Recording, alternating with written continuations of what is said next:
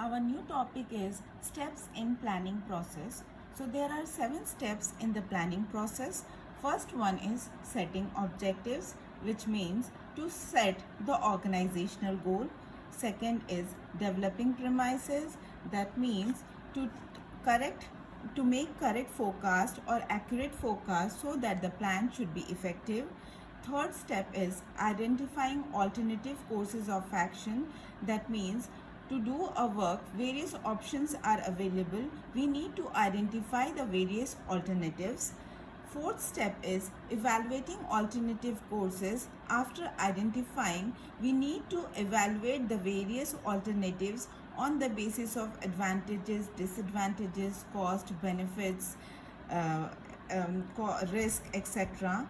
Then fifth step is selecting an alternative. That means we have to select the best possible alternative, and the best possible alternative should be implemented in the plan so that it should come into action.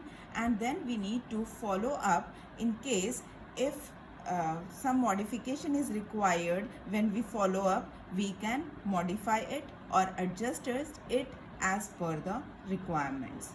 So first step is setting objectives. Now objective means the end results, destination, organizational aim or goal of the organization, or where the organization wants to reach. It is the end results towards which the organizational efforts are directed. Now objectives should be reasonable, that means it should be feasible. It should be measurable, that means the objective should be generally stated in terms of numbers so that it can be easily measured and we can understand whether the objective has been attained or not. The objectives must be understandable. Objectives should be clearly stated and it should be communicated throughout the organization so that every employee should know the organizational objectives and his effort should be directed towards attaining the organizational objective. Now, second step is developing premises. It means to make assumptions, to forecast, to make sound estimates relating to the future conditions which may affect the attainment of plans. Let's take an example: competitors, economic policies, etc. Now, the organization has to make correct forecasting so that it can make plan more effective. Now, third step is identifying alternative courses of action. Now, alternative word means the various options available. Now, suppose the objective of an organization is growth, then the organization can go for growth with expansion in the same product line or diversifying in new areas. Even it can go for joint venture. Joint venture is when two or more firms come together for mutual understanding and common purpose. It is known as joint venture. So there are various options available. Now firm has to identify that what are the options he can have if his agenda is growth or its objective is growth. Now fourth is evaluating alternative courses.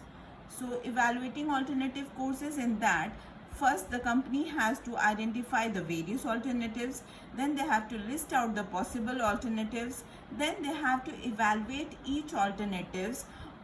Evaluation has to be done on the basis of cost, risk, benefits, etc. and consequences of each alternative should be carefully examined.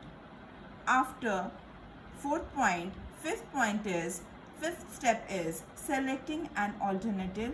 That means to select the most suitable course of action which should be feasible, profitable and with least negative consequences. So we have to select the best possible alternative. Now, sixth point of step in the planning process is implement the plan. Now, transferring plan into action, and it involves securing cooperation, participation, commitment of employees of the organization so that the plan should be implemented. And seventh step is follow-up action, which means to periodically review of existing plans which has been implemented or to constantly monitor the plans, and in case any deficiency is found in the plans, it should be modified or adjusted as per the requirement.